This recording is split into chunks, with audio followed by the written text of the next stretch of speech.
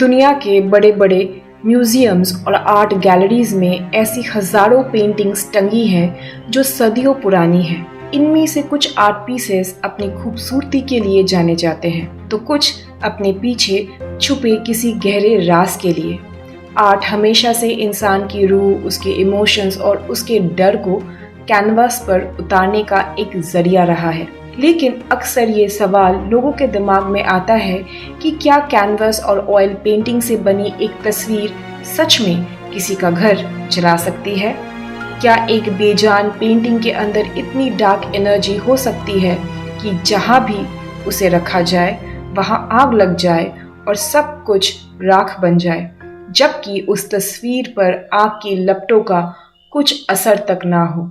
ये कोई horror fiction या हॉलीवुड मूवी का प्लॉट नहीं है, बल्कि 1980s के ब्रिटेन की एक ऐसी सच्चाई है जिसने पूरे देश में एक ऐसा मास हिस्टेरिया और खौफ पैदा कर दिया था जिसका उदाहरण हिस्ट्री में बहुत कम मिलता है। द क्राइंग बॉय पेंटिंग्स के उस कर्स्ड इतिहास, उसके राज और उस आग के सफर की दास्तां हमेशा से दिलचस्प रही है, जिसने साइंस और सुपरस्टिशन के बीच एक ऐसी जंग छेड़ दी थी जिसका असर आज भी लोगों के दिमाग में जिंदा है।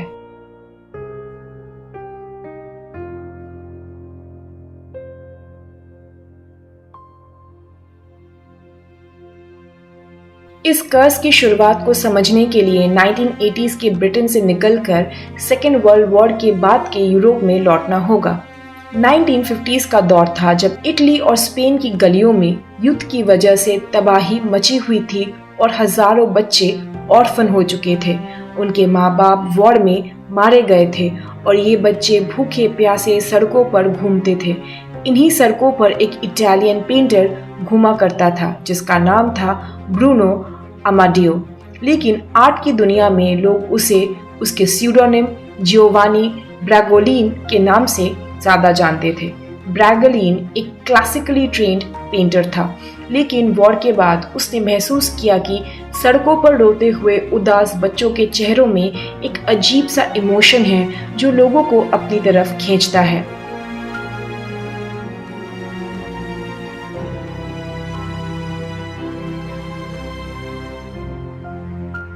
उसने इन अनाथ बच्चों की पेंटिंग्स बनानी शुरू की। उसकी पेंटिंग्स का एक ही थीम था, रोते हुए मासूम और गरीब बच्चे। ब्रैगोलिन ने ऐसे लगभग 65 अलग अलग पेंटिंग्स बनाई जिन्हें कलेक्टिवली द क्राइंग बॉयज या द क्राइंग गर्ल्स कहा जाता था।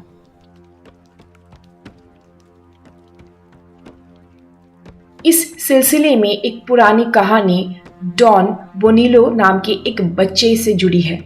ब्रैगोलिन ने सबसे पहले इसी की तस्वीर बनाई थी। ये बच्चा मद्रिद की सड़कों पर घूमा करता था और लोकल लोग उससे काफी डरते थे। उनका मानना था कि ये बच्चा श्रापित है और इसी वजह से लोग उसे डियाब्लो यानी डेविल कहकर बुलाते थे। अफवाह ये थी कि उस बच्चे के माँ बाप एक भयंकर आग में जलकर मर गए थे और उस हादसे से सिर्फ वो बच्चा ही जिंदा बचा था, जिसके बाद वो बच्चा जिस भी घर में जाता या जिस जगह भी रुकता वहां अचानक से बिना किसी ठोस वजह के आग लग जाती थी। ब्रैगोलिन एक पेंटर था और उसे इन सुपरस्टिशियस बातों पर विश्वास नहीं था, इसलिए उसने उस रोते हुए बच्चे को अपने स्टूडियो में लाकर उसकी पेंटिंग बनाई। लेकिन तस्वीर कंप्लीट होने के कुछ वक्त बाद ही ब्रैगोलिन का अपना आलीशान स्टूडियो एक मिस्टीरियस आग में जलकर खाक हो गया, जिसमें उसका सब कुछ तबाह हो गया। कहा जाता है कि गुस्से में आकर ब्रैगोलिन ने उस बच्चे को वहां से निकाल दिया और कुछ वक्त बाद वो बच्चा एक कार एक्सीडेंट में मारा गया। हैरत की बात यह थी कि जिस कार में उसकी मौत हुई उसमें भी आग लग गई थी।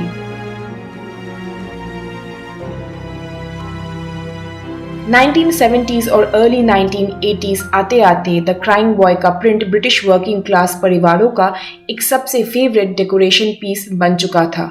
उस वक्त इंटीरियर डेकोरेशन का एक अलग ही ट्रेंड था और लोगों के पास एक्सपेंसिव फाइन आर्ट खरीदने के पैसे नहीं होते थे, इसलिए वुल्सवर्थ और दूसरे लोकल डिपार्टमेंट स्टोर्स पर बिकने वाली ये सस्ते प्रिंट्स हर तीसरे घर की दीवार पर टंगे होते थे।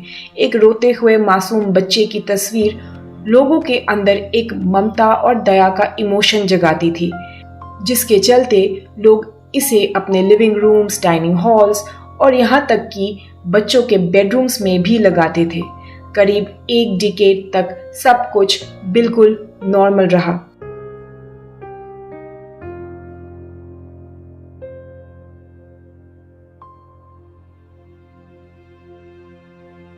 द क्राइंग बॉय ब्रिटेन के आम घरों का एक आम हिस्सा बना रहा, लेकिन किसी को अंदाजा नहीं था कि एक छोटी सी चिंगारी अंदर ही अंदर सुलग चुकी थी, जो जल्द ही एक बड़ा तूफान बनने वाली थी।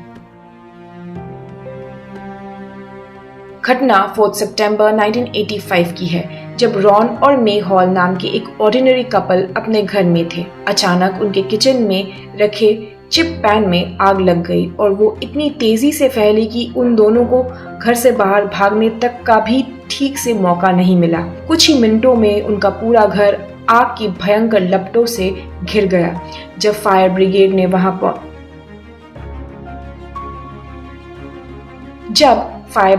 वहां पहुंचकर आग पर काबू पाया, तब तक घर का अंदरूनी हिस्सा पूरी तरह से बर्बाद हो चुका था। फर्नीचर जलकर काले कोयले में तब्दील हो गए थे, पर्दे राख बन चुके थे और पेंट दीवारों से पिघलकर गिर गया था। ग्राउंड फ्लोर कंप्लीटली डिस्ट्रॉय हो चुका था। रॉन और मे हॉल जब अपने जले हुए घर के अंदर गए तो लिविंग रूम की जली दीवार पर उनकी नजर पड़ते ही उनके पैरों तले जमीन खिसक गई। उस राख और कोयले के बीच दीवार पर द क्राइंग बॉय की पेंटिंग बिल्कुल परफेक्टली सेफ और अनटच्ड टंगी हुई थी।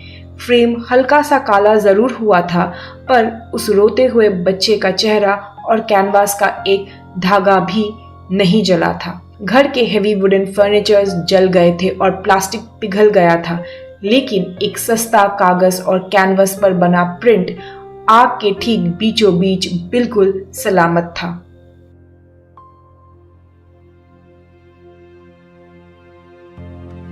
इस पूरे इंसिडेंट को मास हिस्टेरिया बनाने का काम वहां मौजूद फायर फाइटर एलन विल्किंसन के एक चिलिंग स्टेटमेंट ने किया। जब रॉन हॉल ने आश्चर्य से उस पेंटिंग की तरफ इशारा किया तो स्टेशन ऑफिसर एलन विल्किंसन ने उन्हें बताया कि ये कोई पहली बार नहीं है। उनका कहना था कि उन्होंने पिछले कुछ सालों में कई ऐसी आग बुझाई है जहां पूरा घर जल गया और लोग मर गए, लेकिन यही एक पर्टिकुलर रोते हुए बच्चे की पेंटिंग हमेशा बिना जले बच जाती थी।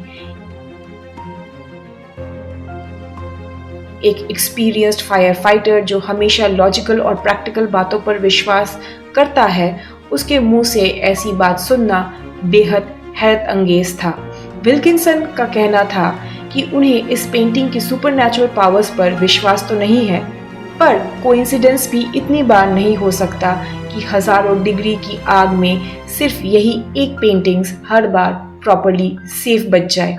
और यही से ये खबर ब्रिटेन के सबसे फेमस टैब्लॉइड न्यूज़पेपर तक पहुंच गई।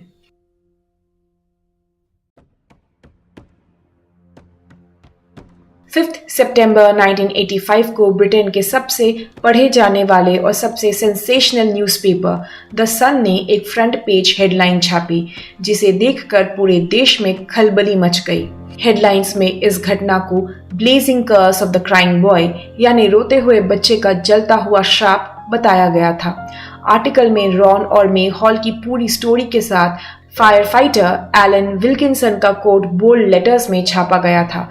न्यूज़पेपर के एडिटर केल्विन मैकेंजी ने इस सिलसिले को आगे बढ़ाते हुए अपने रीडर से अपील की कि अगर किसी के घर में भी ये पेंटिंग्स है या उनके साथ ऐसी मिस्टीरियस आग लगने की घटना हुई है तो वो उन्हें लिखें।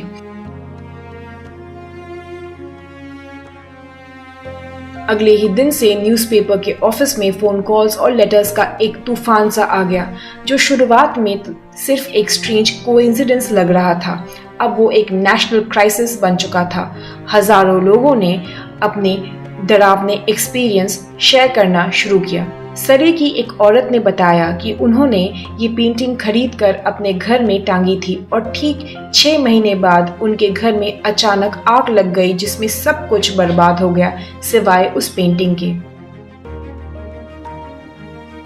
किलबर्न की 2 बहनों ने दावा किया कि उनके घर में आग लगी और जब फायर ब्रिगेड आई तो उन्होंने उस रोते हुए बच्चे की पेंटिंग को दीवार पर बिना किसी हवा के हिलते हुए देखा। आइल ऑफ वेट के एक आदमी ने क्लेम किया कि जब उन्होंने अपनी पेंटिंग को जलाकर डिस्ट्रॉय करने की कोशिश की तो वो बॉनफायर में फेंकने के बाद भी नहीं जली और आग ने उसे छुआ तक नहीं। नॉटिंघम के एक पिज्जा पार्लर ओनर का कहना था कि उनकी शॉप में आग लगी थी, जिसमें उनकी पूरी शॉप राख बन गई, पर दीवार पर टंगी उस बच्चे की तस्वीर वैसी की वैसी ही सलामत रही। रिपोर्ट्स इतनी ज़्यादा डिस्टर्बिंग होने लगी कि पूरे देश में पैनिक फैल गया। जिन लोगों के घरों में ये पेंटिंग्स सालों से टंगी थी वो अब उस रोते हुए बच्चे की आंखों में एक अजीब सा डर देखने लगे थे। लोगों को लगने लगा कि वो तस्वीर उन्हें घूर रही है और किसी भी वक्त उनके घर को जलाकर राख कर देगी। घबराहट इस हद तक बढ़ गई थी कि लोग अब इन पेंटिंग्स को अपने दोस्तों को गिफ्ट करने से डरने लगे थे। चैरिटेबल शॉप्स ने इनको एक्सेप्ट करने से मना कर दिया था और डस्टबिन वर्कर्स भी इन पेंटिंग्स को कचरे में उठाने से घबराने लगे थे।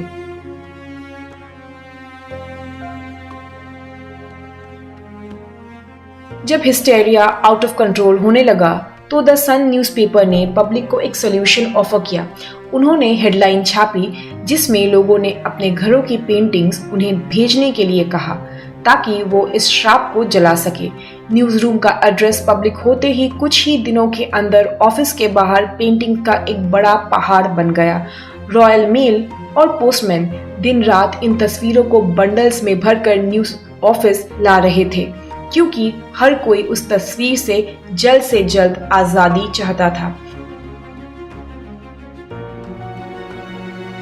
अक्टूबर 1985 में हैलोवीन के मौके पर न्यूज़पेपर ने डिसाइड किया कि इस पेंटिंग का एक मास बॉनफायर किया जाएगा। उन्होंने 2 मैसिव बॉनफायर्स ऑर्गेनाइज किए, एक वेस्ट डिस्पोजल प्लांट में और दूसरा एक बड़े ओपन मैदान में। हजारों द क्राइंग बॉय पेंटिंग्स को एक के ऊपर एक ढेर करके रखा गया। पेट्रोल और केमिकल्स छिड़के गए और आखिरकार उनमें आग लगा दी गई। उस वक्त सामने आए पिक्चर्स और वीडियो में दिखाया गया कि आग की भयंकर लपटों के बीच उन रोते हुए बच्चों के चेहरों के प्रिंट्स जलकर राख हो रहे थे। लोगों ने चैन की सांस ली कि आखिरकार उस आग ने श्राप को तोड़ दिया है और मीडिया में भी ये खबर छप गई कि the curse of the crying boy अब हमेशा के लिए खत्म हो चुका है।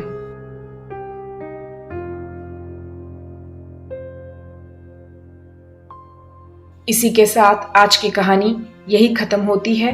मिलते हैं आपसे एक नए एपिसोड में एक नई कहानी के साथ। तब तक के लिए stay alert and stay safe.